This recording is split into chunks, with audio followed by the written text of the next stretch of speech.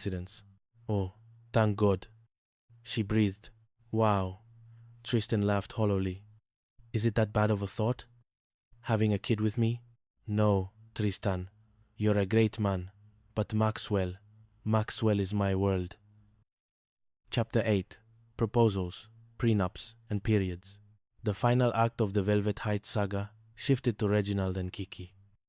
In a move that shocked everyone, Reginald decided to propose.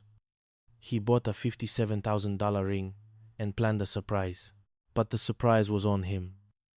When he mentioned his intentions to Maxwell and Julian, the conversation turned to the P word. Prenuptial agreements. She'll take you for everything, Reg, Maxwell warned. Kiki doesn't want a husband. She wants a corporate merger. A prenup is a setup for failure, Reginald argued, echoing Kiki's own talking points. Meanwhile, Julian and Lorelei were facing their own crisis. Lorelei had seen a ring in Julian's bag, which actually belonged to Reginald, and assumed he was going to propose. When he didn't, she went into a tailspin of rejection. You don't want to marry me? Lorelei demanded, as they sat in the Sterling living room. Lorelei, we agreed. What we have works. Why ruin it with the old ball and chain? Julian said, oblivious to the silverback alert sirens going off in the room. A ball and chain? Am I a prisoner, Julian? Maxwell leaned over to Julian and whispered. Maybe it's just that time of the month? Julian suggested, committing the ultimate sin of man-law. You're always a little more sensitive when the silence that followed was heavy enough to collapse the floorboards. Lorelei didn't scream. She didn't cry. She simply stood up, her eyes cold enough to freeze the sun. Julian, she said softly, you are definitely not ready to be married. In fact, you aren't even ready to be in the same room as me. I'm going to stay at Angelica's for a week. Don't call, don't text, and definitely don't check the calendar.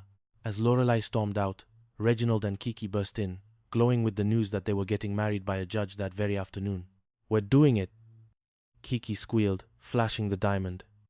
No guests, no stress, just us and the law. Maxwell looked at Angelica. Angelica looked at Maxwell. They had been through fires, false accusations, drug scares, and paternity panics. They were a mess.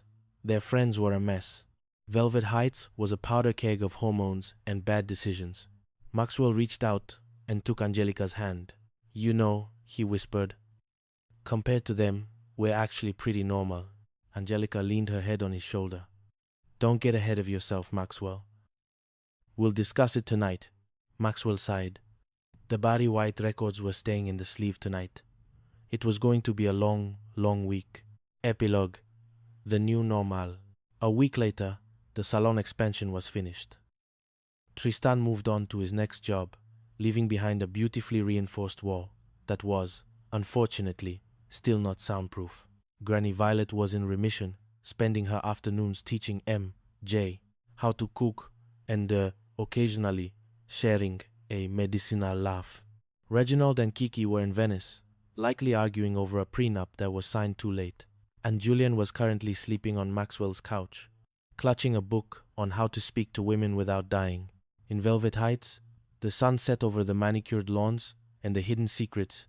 It was a place of high drama and low-bearing walls, where love was messy, trust was a chore, and someone was always listening.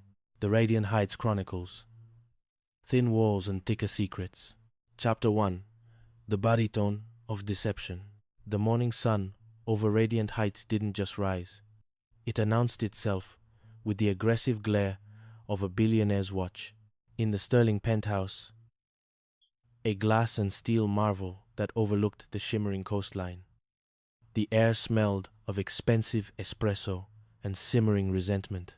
Leo Sterling, a 15-year-old with the tech skills of a Silicon Valley prodigy and the eavesdropping habits of a CIA operative, sat at the marble kitchen island. He was meticulously dissecting a Belgian waffle when his father, Xavier the X-Man Sterling, descended the floating staircase. Xavier was a mountain of a man, a former NBA superstar who now commanded the airwaves as the city's top sports broadcaster. But this morning, he didn't look like a king. He looked like a man who had spent the night sleeping on the very edge of a California king mattress. See, I didn't want to hear it, Leo muttered, not looking up from his syrup. But I kinda wanted to hear it. Xavier froze, his hand halfway to the coffee pot. You shouldn't have been listening, Leo. It's a violation of the Geneva Convention. I was trying not to pop, Leo said, finally looking up with a smirk. But I know if I hear the music, the morning is going to be a disaster. I was waiting for y'all to come down smiling and happy, singing Larry White songs. Xavier squinted. Who the hell is Larry White? You know, Leo imitated a gravelly, soulful baritone that vibrated the orange juice in his glass. I love you, baby. I love you, baby, baby. That old fat dude with the real deep voice. It's Barry White, you uncultured cub. Xavier grumbled. Whatever, Leo shrugged. If you're trying to talk that low to Mom, you're gonna need a throat lozenge or a second kid. But judging by the fact that you're scowling and Mom is still upstairs, I'm guessing the Larry vibes were absent last night. Finish your breakfast, Xavier sighed. The tension in the Sterling household was the stuff of local legend. Dominique St. Clair, the undisputed queen of the Aura Aesthetic Clinic, was not a woman who forgave easily. The current Cold War had started over a woman named Bianca Black, a socialite who claimed Xavier had fathered a secret love child. Xavier swore it was a lie. Dominique swore she would burn his vintage car collection to ash if he was lying. Where's Mom? Leo asked. Sleeping in, Xavier said. A good sign, right? No, Leo replied, sliding off his stool. It means she's dreaming of where to hide the body. Good luck at the studio, Pop. Those walls are thin, and my ears are sharp. Chapter 2. The Italian Job. Across town, at the Aura Clinic, the atmosphere was even more electric.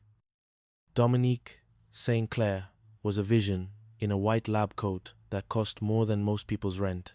She was currently overseeing the expansion of her empire, which meant dealing with the most handsome problem in Radiant Heights. Dante Romano. Dante was a contractor who looked like he had been sculpted by Michelangelo out of granite and espresso. He was also, inconveniently, a man Dominique had a very brief, very intense moment with 14 years ago in college. Gigi, the Juice Jenkins, Dominique's head stylist, and a woman whose personality was louder than a jet engine, leaned against a treatment chair. How does she not remember him, Gigi? Whispered Camille Vance, the group's resident real estate mogul and Dominique's best friend. Gigi snorted. Oh, she remembers. Dominique was wild back in the day. She was the it girl of the Ivy League, but she's a happily married woman now at least, until she finds out if Xavier's secret baby actually exists. Dominique walked over, her heels clicking like a metronome of doom. Dante. The bid was high. We're scaling back. Dante flashed a smile that could melt Botox. For you, Dominique, I'll do the best price. I promise the work will be done. Right. Dominique didn't blink. Keep it professional, Mr. Romano. My husband is a very large man with a very short fuse. As Dante walked away, Gigi leaned in. Honey, that is the kind of man you make a fool of yourself for. How are things with the ex-man? Dominique's face softened for a microsecond before hardening again. I told him I trust him. I told him I believe he didn't sleep with Bianca Black. And do you? Camille asked. Dominique pulled a slip of paper from her pocket. I have Bianca Black's address. I'm going over there this afternoon. I need to verify. Trust is a luxury I can't afford without receipts. I'm coming with you, Gigi shouted, grabbing her purse. I'll bring the Vaseline, just in case we need to get Malcolm X on her, by any means necessary. Chapter 3. The Letter and the Lie. At the C Sports Now studio, Xavier was trying to focus on a segment about a pro golfer who walked a poodle, but his mind was on his wife. His business partner, Julian Thorne, a smooth-talking agent who was currently dating Xavier's ex, Sasha Valenti, wasn't helping. Man, it's messed up, Julian said, checking his reflection in the studio monitor. Sasha is here all the time, and you're just miserable. I'm not miserable, Xavier snapped. Dominique said she forgives me. Yeah, and I'm the next pope. Julian laughed. Suddenly, Todd, the studio